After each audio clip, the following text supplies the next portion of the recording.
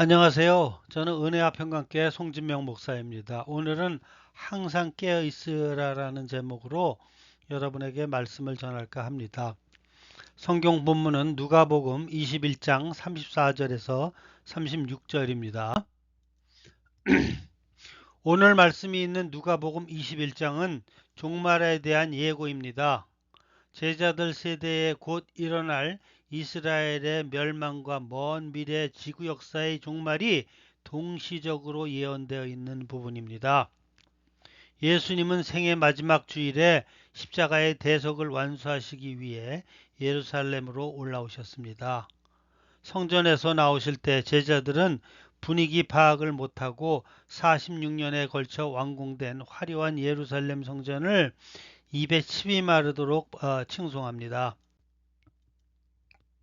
이때 주님께서 이 성전은 돌 위에 돌 하나도 남지 않고 완전히 붕괴될 것이라고 말씀합니다. 이스라엘이 망한다는 소리입니다. 하나님을 상징하는 성전이 무너진다는 예고에 사람들이 술렁이기 시작합니다. 예수님의 성전 붕괴 예고는 거기에 비할 수 없는 엄청난 발언입니다. 하나님이 스스로 자신의 이름으로 불리는 성전을 무너뜨리겠다는 것입니다. 하나님은 왜 이런 결정을 내리신 것일까요? 당시 유대인들의 신앙이 삶이 아닌 종교가 되었기 때문입니다. 하나님을 섬기는 우리가 가장 조심하고 분별해야 하는 것이 신앙이 절대로 종교화되면 안 된다는 것입니다. 화려한 성전에서 제사를 드리고 헌금하는 사람들은 하나님과 좋은 관계를 맺고 있다고 착각하고 있었습니다. 웅장한 성전과 제사가 사람들에게 거짓 위안을 제공하고 있었던 것입니다. 예수님은 그들의 종교가 하나님께 기쁨이 되지 못하는 이유를 분명히 말씀하셨습니다. 저들이 입술로는 하나님을 공경하지만 마음은 아니라는 것입니다.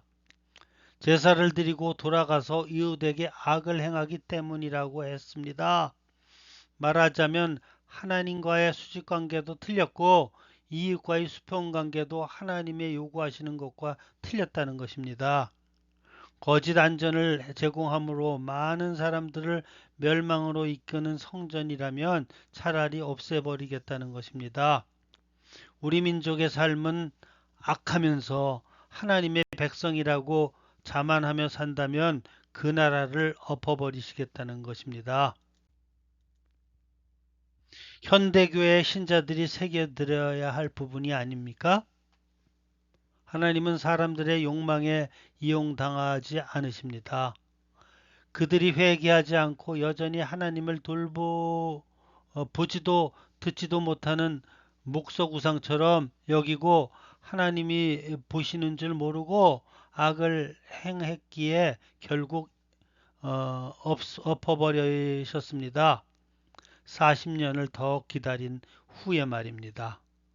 이스라엘은 서기 70년 예수님이 이 말씀을 하신 40여 년 뒤에 로마 제국에 의해 완전히 파괴되고 나라가 역사에서 사라졌습니다. 지금의 이스라엘은 1900여 년이 지난 후에 겨우 옛 땅에 다시 건국된 나라입니다. 그런데 주님의 예언 안에는 예루살렘뿐 아니라 또 하나의 무너질 만한 마지막 제국에 있다는 것에 우리는 경각심을 가집니다. 제자들은 예수님께서 예루살렘 멸망에 대체 언제냐며 바싹 다가와 물었습니다. 그런데 주님은 그 답변 안에 이 땅의 세계가 무너질 종말에 대한 예고를 섞어서 말씀하셨습니다. 그 징조는 가짜 그리스도들의 출현과 국가 간의 전쟁과 지진과 전염병의 확산과 극심한 가뭄 등이라고 하셨습니다. 하늘에는 두려운 징조들이 나타날 것이며 모든 사람들이 장차 일어날 일들로 인해 무서워 떨게 될 것이라고 하였습니다. 그리고 예수님이 영광 중에 다시 오셔서 모든 것을 심판하신다는 것입니다.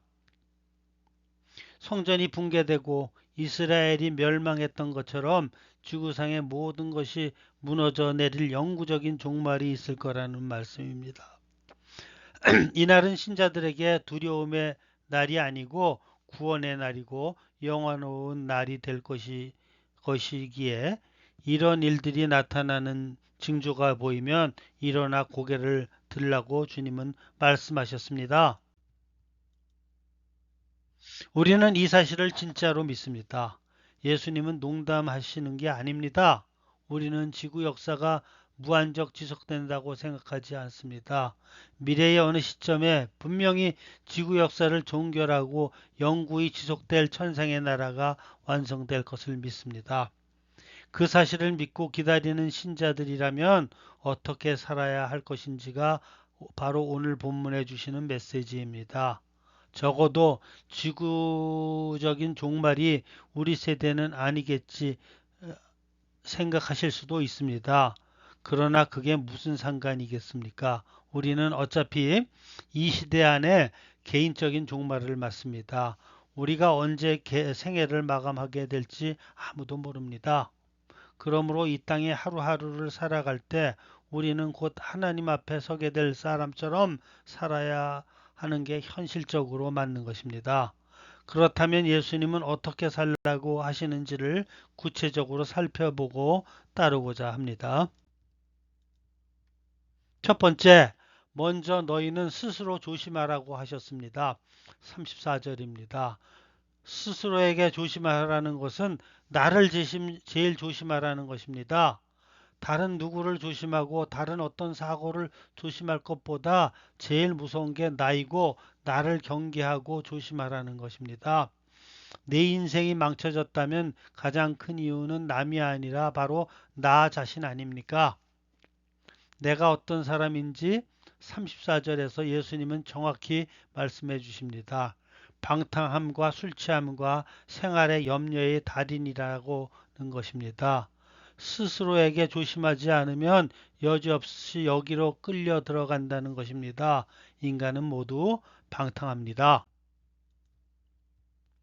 방탕함이란 원어의 뜻은 낭비 상태, 자원을 흥청망청 써버리는 과소비를 말합니다. 뭔가에 계속 자신이 가진 것들을 옳지 않게 쏟아붓는 상태입니다. 인간의 본성이 그렇고 세상은 방탕하도록 유혹합니다. 큰 유익이 없는 취미에 돈과 시간을 열정을 쏟아붓게 됩니다. 자기에 대한 애착은 자신을 위해서라면 아낌없이 돈과 시간을 쏟아붓게 합니다. 나의 안전과 미래를 위하여 더 가지려고 집착하며 인생을 다 소진합니다. 인터넷과 영상 매체와 영화에 빠져 별 유익이 없는 것들을 탐닉하며 시간을 한없이 낭비합니다. 요즘에 이렇게 시간이 빨리 가냐 얘기를 많이 하셨죠? 그 이유가 스마트폰과 태블릿 PC 같은 기기들을 과도하게 사용하기 때문입니다. 실제로 스마트폰이나 인터넷에서 사람들은 시시껄렁한 정보들을 읽으며 시간을 낭비합니다. 무엇보다 이 방탕에는 술 취함이 포함됩니다. 에베소서 5장 18절에는 술 취하지 마라. 이는 방탕한 것이니 오직 성령의 충만을 받으라고 하셨습니다. 둘째는 술 취함으로 마음이 둔하여진다는 것입니다. 술 취함이라는 의미는 마시는 술에 취한 것만을 가리키는 것이 아닙니다. 그것은 잘못된 것에 취해 있는 것 모두를 말합니다. 어떤 사람은 명예에, 권세에, 돈에 취해 있습니다. 술 취한 사람은 술 가운데에 취해 삽니다. 그러니 우리 예수 믿는 사람은 성령에 취해 살아야 합니다. 방탕하지 말고 술 취하지 말라는 것은 우리의 즐거움을 다 뺏으시겠다는 게 아닙니다. 경박하고 일시적인 쾌락에 가장 귀한 인생을 허비하지 말라는 것입니다. 세 번째, 또 생활의 염려에 빠지지 않도록 조심하라고 했습니다. 생활의 염려는 우리 모두의 아킬레스건입니다. 염려가 없는 날이 하루인들 있겠습니까? 오늘 예수님께서 염려하지 말라는 것은 삶에 염려할 것이 그만큼 많다는 것을 전제로 한 것입니다. 염려할 일이 없는 세상에 대고 염려하지 말라고 하셨겠습니까? 당장 근심거리가 있고 수심이 가득한 사람들을 모아놓고 이렇게 염려들 하지 말라 하시는 건데,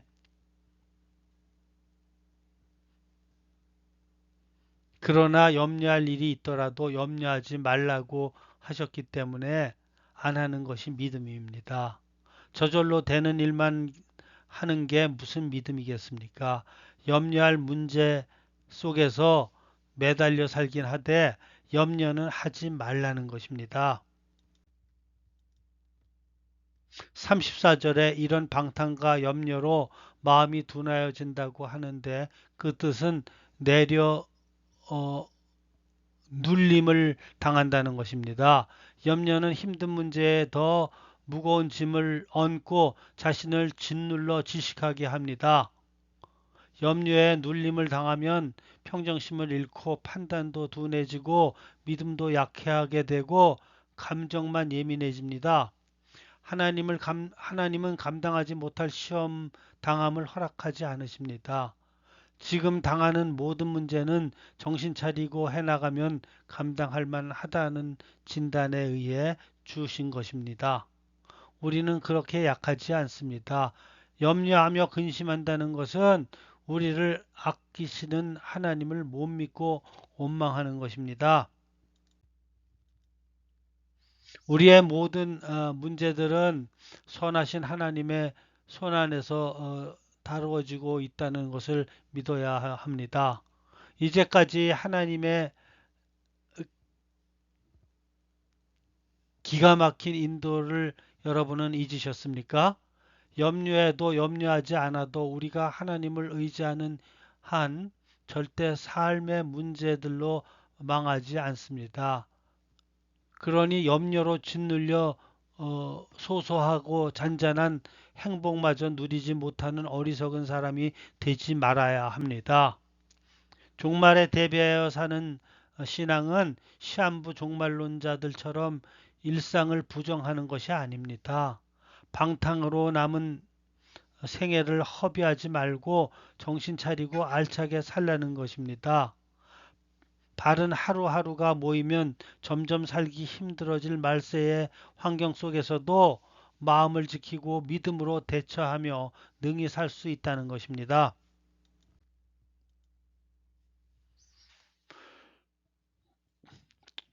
우리는 항상 기도하며 깨어 있어야 합니다. 지금은 TV를 끄고 스마트폰을 내려놓고 성경책을 여는 것은 이들과 똑같은 순교의 신앙입니다. 술잔을 얻고 내 발이 향하는 쾌락의 길에서 돌이켜 기도의 자리에 앉는 것도 순교의 신앙이 없으면 안 됩니다. 한 주간 힘들게 일하고 세상에서 시달린 몸을 포근한 잠자리에서 일으켜 하나님께 감사하고 예배하는 것도 육체의 욕구를 죽이는 순교의 신앙이라고 생각합니다. 이렇게 말씀대로 하루하루 순종하는 삶이 그날을 우리가 능히 이기고 주님 앞에 서게 할 것입니다. 지금 못하면 그날에도 못합니다. 지금 방탕을 삼가고 평범한 우리의 생활 속에 하나님을 친밀하게 모시고 말씀에 귀를 기울이고 따르는 것이 종말에 강하게 살 수 있는 능력이 됩니다.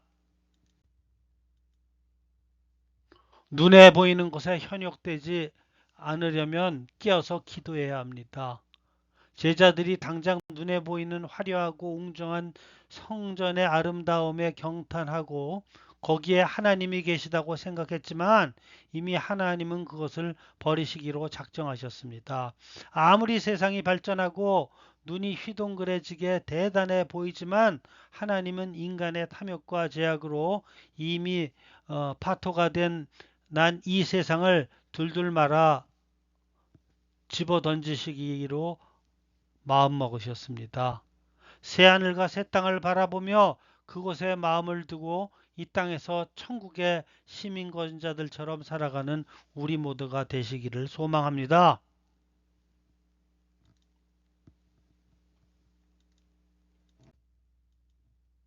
그러므로 여러분은 스스로에게 조심하시고 경계하십시오. 무익한 것에 과도하게 삶을 낭비하지 마시고 방탕하지 말고 생활의 염려로 마음이 짓눌리지 않게 하십시오. 모든 시간, 모든 일에 항상 기도하며 믿음 안에서 깨어 시련의 날을 대비할 뿐 아니라 주님과 동행함으로써 매일매일 주님께서 주시는 기쁨과 평강과 은혜를 누리시기를 예수님의 이름으로 축원합니다. 아멘.